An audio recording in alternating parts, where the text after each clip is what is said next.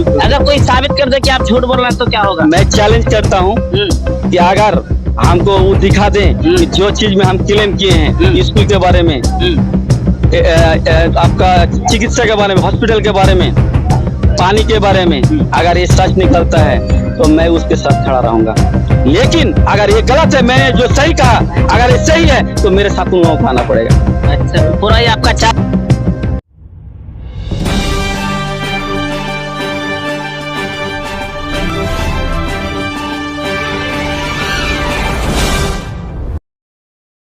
मैं लुकमान आपका स्वागत करता हूं आपके अपने चैनल दबी आवाज में। इस वक्त मैं पाकुड़ विधानसभा क्षेत्र अंतर्गत पृथ्वीनगर पंचायत के सीतेश नगर गांव में यानी बारोमैसा में उपस्थित हूं।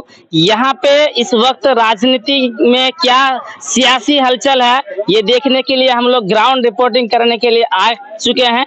तो चलिए यहाँ पे आम जनमानस से पूछेंगे, यहाँ के मूल निवासियों को पूछेंगे कि क्या स्थिति है, विकास के मुद्दे पर पूछेंगे विकास हुआ नहीं हुआ, और साथ ही ये भी पूछेंगे कि किन मुद्दों पर यहाँ की जनता वोट करने जा रही है। तो चलिए, यहाँ पे ज्यादा कुछ खास भीड़ नहीं है, शायद बाद में इकट्ठा हो या ना हो, अभी तो फिलहाल कुछ खास जो है स्थिति ऐसी नहीं है कि बहुत ज्यादा भीड़ हो। मुझे देख के एक दो लोग अभी जमा होने लगे हैं।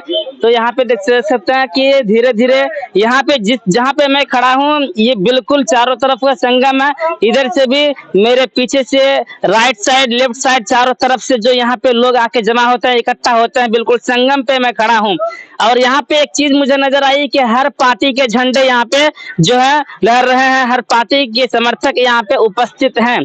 चाहे आप ले लीजिए सीपीएम, चाहे कांग्रेस, चाहे आजसू, चाहे समाजवादी पार्टी, हर पार्टी के समर्थक यहाँ पे उपस्थित है। और इसी संगम पे आज हम ग्राउंड रिपोर्ट करने जा रहे हैं। तो जनता से पूछेंगे कि जनता किस मुद्दे पे वोट करने जा रहे हैं। आपका नाम क्या सर? रेंटू शेख। रेंटू शेख, बताइए आपके पाकुड़ विधानसभा क्षेत्र में विकास को लेकर क्या सोच रहे हैं, विकास हुआ या नहीं? विकास कहाँ हुआ है? विकास जिसका पास होता है उसी को होता है, हम लोग कुछ नहीं हुआ। विकास नहीं हुआ है। अच्छा, आप राजनीति से क्या, आप राजनेता है या फिर आम जनमानस? ऐसे ही पब्लिक है हम। ऐसे पब्लिक है, तो विकास नहीं हुआ है? नहीं हुआ। अच्छा, तो मतलब कुछ भी नहीं हुआ है? कहाँ कुछ भी हुआ? ढेर सारे काम उन्होंने किया। ढेर सारा काम किया, कहाँ किया है? रोड बनवा लीजिए, क्या चाहिए आपको? रोड लीजिए, पुल पुलिया लीजिए, और स्वास्थ्य विभाग, शिक्षा विभाग, हर विभाग में उन्होंने काम किया है। और आप बोल रहे हैं कि कुछ हुआ ही नहीं है। गाई गांव में तो नहीं हुआ है। आपके गांव में नहीं हुआ? अभी तो नहीं हुआ है इस साल में। अच्छा। इस बार तो नहीं हुआ है। अच्छा। पहले हुआ था, अभी नहीं हुआ। अभी नहीं हुआ है। तो चलिए, हर एक से पूछेंगे, हर एक को मौका देंगे, एक से ही बात नहीं करेंगे। हर एक की सोच, हर एक का ओपिनियन अपना अपना अलग अलग है, इसलिए हर एक से हम पूछेंगे। तो चाचा, अपना नाम की? अंजारुल शेख। अंजारुल शेख, बताइए यहाँ पे क्या स्थिति है? क्या इससे फालतू बेकार पड़ा हुआ है, सब बेकार पड़ा हुआ है, कुछ विकास नहीं हुआ यहाँ पे। कुछ विकास नहीं हुआ। जैसे अभी जैसे था आलमगीर आलम 25 साल से यह एमएलए रहता है, दोबारा मंत्री हुआ, एक बार स्पीकर हुआ, कुछ काम नहीं किया। तो कहाँ काम किया? खाली रास्ता बना देने से हो जाएगा? कोई विकास है? कोई हॉस्पिटल है अच्छा? कोई शिक्षा विभाग का कुछ है? कोई मेडिकल कॉलेज है? कुछ होना पड़ता है तो हम लोग को जाना पड़ता है बंगाल में। रात 12 बजे अगर पाकुड़ हॉस्पिटल में जाएंगे तो कोई डॉक्टर है ये नहीं है, कौन देखेगा? उसके देखना है। अच्छा, तो कहाँ विकास हुआ हम लोग का? मतलब विकास बहुत कम मात्रा में हुआ है। कुछ नहीं विकास हुआ जनता के लिए। हम लोग जनता, हम लोग तो नेता नहीं ना है। अच्छा अच्छा। अभी हम लोग जो विकास करेगा उसी को वोट करेंगे। जैसे अजहर आलम नया खड़ा हुआ है, उसी को हम लोग वोट करेंगे। अच्छा अच्छा, अजहर आलम को सपोर्ट कर रहे हैं? हाँ, सब। तो अच्छा, अजहर इस्लाम में क्या है कुछ कि वो वही विकास कर सकते हैं? उसके अलावा और भी तो कैंडिडेट हैं। सबको देख लिए ना हम लोग। अच्छा, सब तो नेता जितना खड़ा हो, सबको नया चेहरा हम लोग चाहिए, लोकल चाहिए, लोकल चाहिए, नया चेहरा अपना। चलिए, आपका नाम क्या है? जी, मैं मोहम्मद काजिम शेख। काजिम शेख जी, बताइए आपके विधानसभा में कुछ काम हुआ है नहीं? देखिए, विधानसभा का काम हुआ है, विकास हुआ है। आपका आलमगीर आलम जी का जेब भरा है, उसका विकास हुआ है। उसका दलाल का विकास हुआ है। उसका दलाल को 20 लाख रुपया मिलता है अपने विकास करने के लिए। जनता को एक 5 रुपया का ठोंगा मिलता है मूढ़ी खाने के लिए, और कुछ नहीं मिला। रास्ता का विकास हुआ है, ये झूठ नहीं है। रास्ता हुआ है, रास्ता में कमीशन ज्यादा मिलता है तो कमीशन का काम हुआ है, कमीशन खोरी बड़ा है। बाकी जो आप देखिएगा, मूल हम लोगों का जो ये मुद्दा है वो आप हॉस्पिटल देखिए, आपके चैनल के माध्यम से हम देखे स्कूल का हालत क्या है, आप भी जानते हैं बढ़िया तरह से। आज 200 स्टूडेंट एक क्लास में है और एक टीचर जाकर के वही अटेंडेंस का भी टाइम नहीं मिलता है उनको। तो आज एजुकेशन का हालत क्या कितना खराब है। 20 सालों से राजनीति कर रहे हैं, 20 सालों से विधायक रहे हैं, मंत्री रहे हैं, स्पीकर रहे हैं, तो 20 सालों का काम जो हुआ है वो 5 सालों तक जो काम होना चाहिए उससे भी कम हुआ है। तो हम लोग चाहते हैं नया चेहरा, हम लोग परिवर्तन चाहते हैं। हमारे अजहर इस्लाम जी पढ़ा लिखा आदमी है, जज्बा भी है, जुनून भी है, पैसा भी है, वो विकास करना चाह रहा है। और हम लोग आलमगीर आलोक जो है, हम लोग मुसलमान को वोट बैंक बना के रख दिया है, विकास के मुद्दे पर कोई वोट नहीं है आज तक। सिर्फ वोट बैंक बना के रखा है। देखिए आज आप कहीं भी जाइए, अब हमारे गांव में 2 स्कूल है, 2 स्कूल में टीचर गिन लीजिए कितना है। आप देखिए हम हॉस्पिटल है, सदर हॉस्पिटल है, वहाँ जाइए, वहाँ आप जाइएगा इमरजेंसी में तो आपको डॉक्टर नहीं मिलेंगे, वहाँ नर्स नहीं मिलेंगे, इमरजेंसी में आपको दवा नहीं मिलेगा, आपको वहाँ से तुरंत रेफर कर दिया जाता है बंगाल में। आप बताइए कि जो पाकुड़ का जनता है वो टैक्स नहीं देता है? हर चीज में टैक्स है, कपड़ा पहनते टैक्स देता है, कुछ भी खाते हैं उसमें टैक्स है। तो हम लोग भी टैक्स देते हैं। बंगाल का जो जनता है कौन सा टैक्स देता है कि उन लोगों का हॉस्पिटल सही है, उन लोगों का एजुकेशन सिस्टम सही है, उन लोगों का पानी का व्यवस्था देख लीजिए, हर घर में पानी है।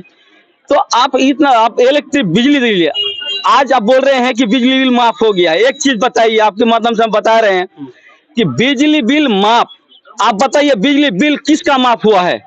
बिजली बिल जो सही आदमी होता है, जो मान लीजिए सरकार का पैसा है, तो सरकार का पैसा कौन जमा करता है? जो सही आदमी होता है वही ना पैसा का जमा करता है। और चोरी कौन करता है? चोर चोरी करता है। तो बिजली बिल किसका माफी रहता है? चोर का माफ न रहता है, बाकी रहता है।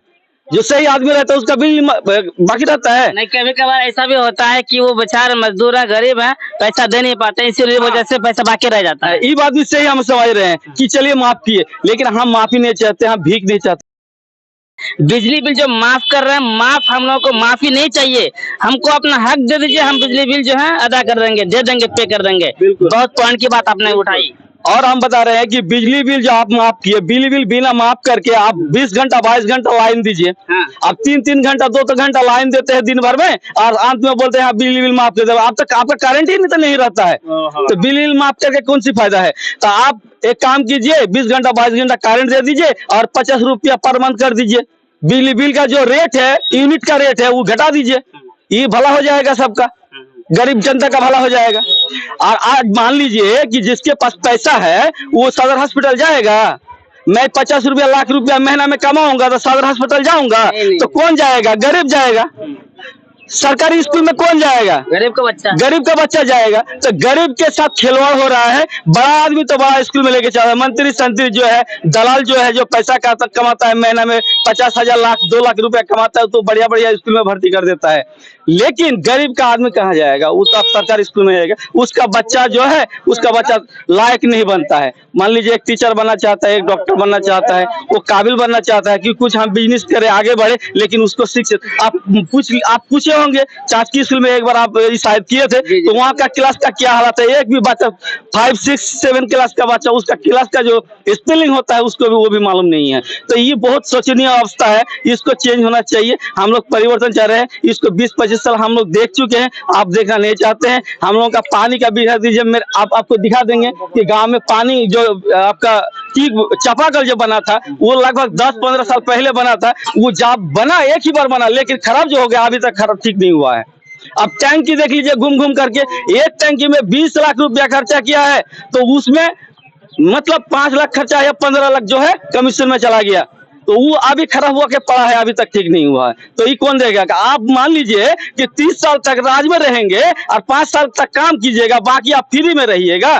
तो यहाँ पर लूट का तमाशा चल रहा है, लूट का खेल खत्म होने वाला है। हमारे आजाद बाबू बहुत वोटों से जीतने वाले हैं, वो पाकुड़ विधानसभा जाएंगे और हमारा जो हक है वो दिलाने का काम करेंगे, हमारे गरीब जनता के हक में लड़ेंगे। ये जो पार्टी है कांग्रेस पार्टी है, और जो दूसरी पार्टी है जो अकील अख्तर है, समाजवादी पार्टी है, ये पार्टी जो है अमीरों का पार्टी है, गरीब का पार्टी नहीं है। गरीब का पार्टी वो होता है जो गरीब के लिए काम करता है, सरकारी काम करता है, स्कूल करता है, सरकारी हॉस्पिटल को दुरुस्त करता है, और आपका पानी का व्यवस्था करता है। एक बात, तो ये सब चीज है। वो जो है पूर्व मंत्री जो थे अभी एक नए कैंडिडेट आई हैं, उनकी धर्म पत्नी, ये नए कैंडिडेट है, इनको एक बार मौका दीजिए। जी बिल्कुल, हम लोग मौका देना चाह रहे थे, लेकिन एक योग्य भी होना चाहिए। अच्छा, योग्य नहीं है? यो बिल्कुल नहीं है, वो 8 क्लास पास है, आप समझ लीजिए। तो 8 क्लास पास एक घर का औरत है, बाहर अभी तक नहीं निकली थी, लेकिन क्या मुसीबत आ गई उसके ऊपर, बेचारा को टिकट दिलवा दिए कोई पैरवी करके, लेकिन वो शायद मन में मन ही चाह रहे होंगे कि बेकार का हमको वो कैंडिडेट बना दिए, क्योंकि उसमें उतना ताकत नहीं है कि विधानसभा जाके कुछ बोल सके, क्योंकि जनता के सामने आदत बन जाएगी भैया। अरे भाई, ये तो स्कूल नहीं है कि पढ़ने लिखने का टाइम है, ये आपको एक प्रतिनिधि बना के हम लोग भेज रहे हैं, और हम लोग का मुद्दा ले जाके आप विधानसभा में बोलेंगे और बोल नहीं पाएंगे तो आप क्या कीजिएगा समाज के लिए, है ना? तो बोलिएगा कि सर्जरी करा दीजिए। एक मिनट, आप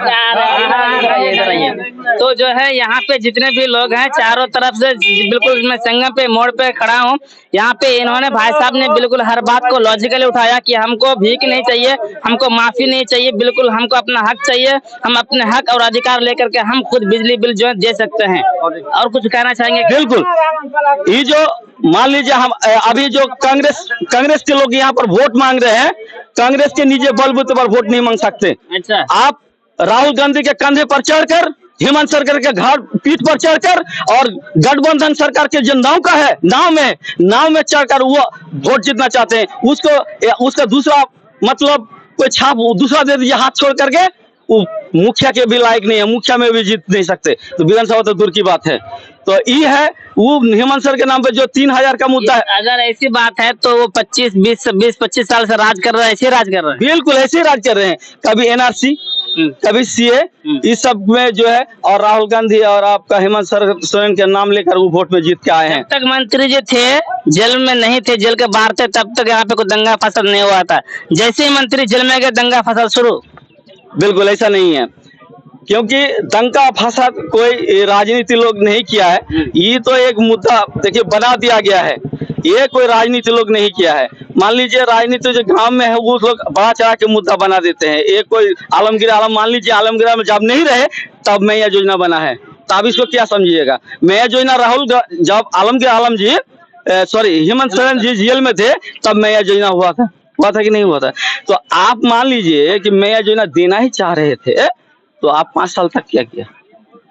आप जब इलेक्शन आया तो 1,000 रुपया आप भीख का कटर में थमा दिए, 3,000 रुपया 3 महीना में, तो आप अगर देना ही चाह रहे थे तो आप 5,000 करके देते। हाँ, 5,000 करके देते ना। लेकिन आप कितने भी लॉजिक लगा दीजिए, कितने भी बुद्धि लगा दीजिए, लेकिन यहाँ की महिला जो है 1,000 पे फिदा, 1,000 पे फिदा है, इसलिए क्योंकि ये लोग जो है ना, देखिए आदमी को एक हम चीज तो कांग्रेस को ही देंगे कह रहे हैं। एक चीज हम जानते हैं कि आदमी का हालत ऐसा बना दो, आदमी का हालत ऐसा बना दो कि उसको कभी अगर एक बार का खाना मिल जाए तो उसी को विकास समझे। तो हालत अभी ऐसा बदतर बन गया है कि विकास का काम तो कुछ नहीं हुआ है, कुछ भी अगर मिल जाए तो उसी को विकास समझ लेता है जनता। ये मुद्दे की बात है, और उसको भड़का रहे हैं, उसके दिमाग में अनाप शराब बक रहे हैं, ये वो कि आप लोग बांग्लादेश भेज देंगे। आप तब गौतम से बता रहे हैं, मान लीजिए हमारे झारखंड विधानसभा में कितना विधानसभा है? 81 विधानसभा है।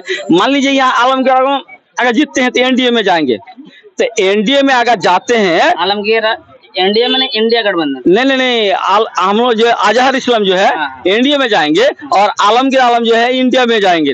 तो मान लीजिए कि हम लोग आलमगीर आलम को जिता दिए, ठीक है ना, और बीजेपी का सरकार बन गया, तो रोक सकते हैं नरसी को अगर होगा तो? नहीं। तो ये मुद्दा कोई ठोस मुद्दा नहीं है, ये भड़काने वाली मुद्दा है।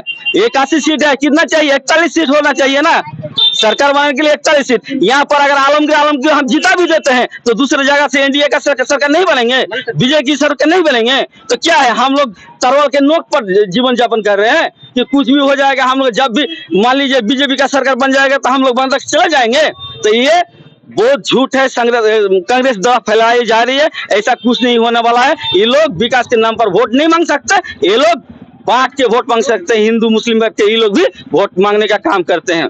तो हम लोग भीख नहीं चाहिए, दूसरों को भी मौका दीजिए। बोलिए एक बार और एक बात बोलना चाह रहे हैं, मान लीजिए 3,000 रुपया दिया, अरे भाई आपका बेटा अगर लायक बन जाएगा, आपके बेटा को नौकरी मिल जाएगा, यहाँ का बच्चा जो है विदेश में जाता है काम करने के लिए, चेन्नई में, बेंगलोर में, दक्षिण भारत में ऐसा क्या चीज है कि वहाँ यहाँ का आदमी काम करने जाते हैं? ये बात तो है। तो वहाँ का आदमी तो यहाँ नहीं आता है। नहीं, एक भी नहीं आता। उड़ीसा का आदमी यहाँ काहे नहीं आता है? तो हमारे कोई उद्योग नहीं है, काहे, कौन करेगा उद्योग? जनता करेंगे कि जो हम प्रतिनिधि करके भेजे हैं वो करेंगे। तो हमारे जो है यहाँ रोजगार का सृजन नहीं हुआ है, तो रोजगार का सृजन होना चाहिए था, लेकिन अब तक 20-30 साल से एक भी रोजगार का सृजन नहीं है।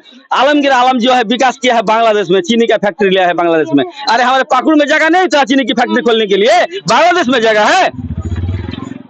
इमरो होटल बना है रांची में, जो चोरी का पकड़ा गया है, 2.5 लाख रुपया करप्शन हुआ उनका, 56 करोड़ रुपया उसके जेब से निकलता है, गरीब का घर में से पानी निकल रहा है, गरीब को देने के लिए एक पैसा नहीं है। उसके बाद उसके घर से एक चाकर के नौकर के पास से 32 लाख रुपया निकलता है, तो आप क्या समझेंगे?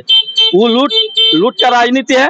बाकी जो दलाल है उसके पास सही तरीके से पैसा मिलता है, दलाल को पैसा मिलता है और दलाल जनता को भड़का रहे हैं, 2-4-10 रुपया करके देता है और वो लोग जिंदाबाद जिंदाबाद का नारा लगाते हैं। विकास का आपके मन में इतना क्रोध है, इतना गुस्सा है, इतने लॉजिकली आपने इतने सारे मुद्दे एक साथ 5 मिनट में सब उजागर कर दिए। आखिर आपके दिल में क्या चल रहा है? इसे इतने दिनों से जो क्या सोच विचार कर रहे थे? हम लोग भड़ास क्यों है? इसलिए इतना भड़ास है कि हम लोग बहुत प्यार से कांग्रेस को जिताते आ रहे थे। यहाँ बात बिल्कुल हम भी एक मतलब बेवफाई हो गया, बिल्कुल हम भी मिल गया, बिल्कुल हम भी ग्रेजुएट करके आए हैं। ठीक है, लेकिन अभी आगे हम ग्रेजुएट किया आपने? KKM कॉलेज से किया। अच्छा। लेकिन अभी आगे हम PG करना चाहेंगे, MA करना चाहेंगे तो हमको साहिब जाना पड़ेगा। तो मेरा PG नहीं हुआ इसलिए कि हम साहिब में नहीं जा पाए, क्योंकि मैं गरीब आदमी हूँ, मुझे बिजनेस भी देखना है और PG भी करना है। तो वहाँ अगर पढ़ने जाएंगे तो मुझे वहाँ रहना होगा, दुमका जाएंगे दुमका रह के पढ़ना होगा। हाँ, तो आप जो है आपके अंदर पूरा क्रोध गुस्सा इसलिए है क्योंकि आपने जो है हर मोड़ पे ठोकर खाई है, हर मोड़ पे। चाहे शिक्षा विभाग में ले लीजिए, अगर इन्होंने ग्रेजुएट किया यहाँ से तो PG करने के लिए यहाँ पे कोई व्यवस्था नहीं है। अगर आप अस्पताल जाते हैं तो अस्पताल में ये स्थिति की डॉक्टर ना होने की वजह से इनको बंगाल जो सरकारी स्कूल की अगर बात करें तो सरकारी स्कूल में स्थिति यह है कि अगर उनको पूछा जाए देश का नाम तो बताते हैं गांव का नाम। ठीक, तो ये स्थिति है। तो यहाँ पे हाँ, पानी का हर चीज का इन्होंने लॉजिकली मुद्दा उठाया। बाकी आप इन मुद्दों से कितने संतुष्ट हैं, कितना लग रहा है कि इन्होंने सच कहा? अगर सच कहा तो आप इनका जो है साथ दीजिए, अगर इन्होंने झूठ कहा तो आप कॉमेंट बॉक्स में इनके नाम के साथ पूरा जो इन्होंने झूठ कहा वो लिखिए। अगर कोई साबित कर दे कि आप झूठ बोल रहे हैं तो क्या होगा? मैं चैलेंज करता हूँ कि अगर हमको वो दिखा दें कि जो चीज में हम क्लेम किए हैं स्कूल के बारे में, आपका चिकित्सा के बारे में, हॉस्पिटल के बारे में, पानी के बारे में, अगर ये सच निकलता है तो मैं उसके साथ खड़ा रहूंगा।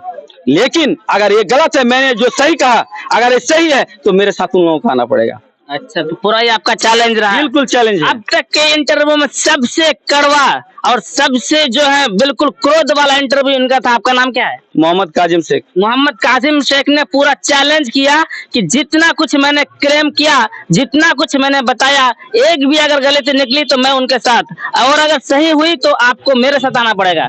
बिल्कुल दमदार इन्होंने बात कही है। बाकी बहुत सारे युवा इकट्ठा हो गए हैं यहाँ पे, इनसे भी बातचीत करेंगे, इनसे भी वार्तालाप करेंगे। जो भी यहाँ पे जो कुछ भी कहना चाहते हैं उनके लिए दरवाजा खुला है।